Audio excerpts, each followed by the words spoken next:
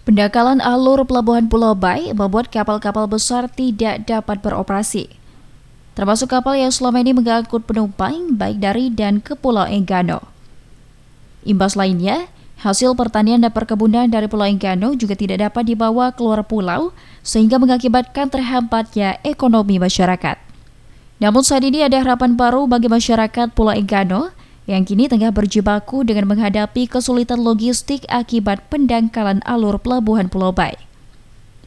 TNI Angkatan Laut Bengkulu memastikan satu unit kapal perang KRI Teluk Cirebon akan segera diberangkatkan dari Jakarta untuk membawa bantuan dan kebutuhan pokok bagi warga yang terdampak.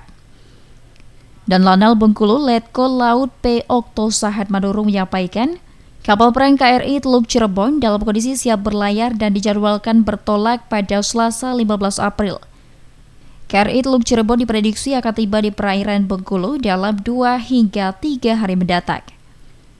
Kapal tersebut nantinya tidak hanya mengangkut bahan pokok dan hasil bumi, namun juga akan memfasilitasi warga Pulau Enggano yang ingin kembali maupun keluar dari Pulau Enggano. Selain itu, TNI Angkatan Laut Bengkulu juga memastikan proses distribusi bantuan berjalan aman dan tepat sasaran. Untuk saat ini kapal itu ada di mana, Bu? Kapal itu di Jakarta dan sudah infonya tadi yang kami terima sudah isi bahan bakar, kemudian kemungkinan kalau tidak hari ini besok akan bertolak dari Jakarta, kemungkinannya 2-3 hari nanti. Karena kami juga melaporkan tentang permasalahan hasil bumi dan personil ataupun masyarakat Enggano yang kesulitan untuk ke Bengkulu, begitu juga sebaliknya kembali ke Enggano dari Bengkulu karena adanya pendangkalan di alur, jadi bisa mengangkut personil maupun material. Dalam hal ini Sementara itu, Gubernur Bengkulu Helmi Hasan meminta agar pihak Pelindo segera melakukan pengerukan secara cepat agar kapal-kapal dapat kembali berlayar. Gubernur juga menyampaikan untuk memastikan ekonomi di Pulau Enggano, pihaknya sudah mengirim bantuan sembako untuk memenuhi kebutuhan warga selama 2 minggu ke depan.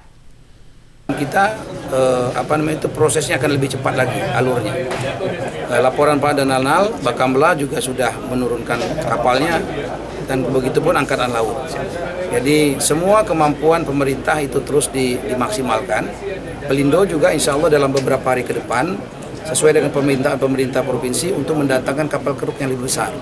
Jadi kapal keruk ini itu akan lebih mempercepat nanti, tapi yang Nera 02 tetap jalan prosesnya. Gubernur menekankan agar kejadian serupa tidak terjadi kembali di tahun mendatang, karena di Ditjen Perhubungan Laut sudah terdapat anggaran untuk memelihara alur pelabuhan Pulau Bai.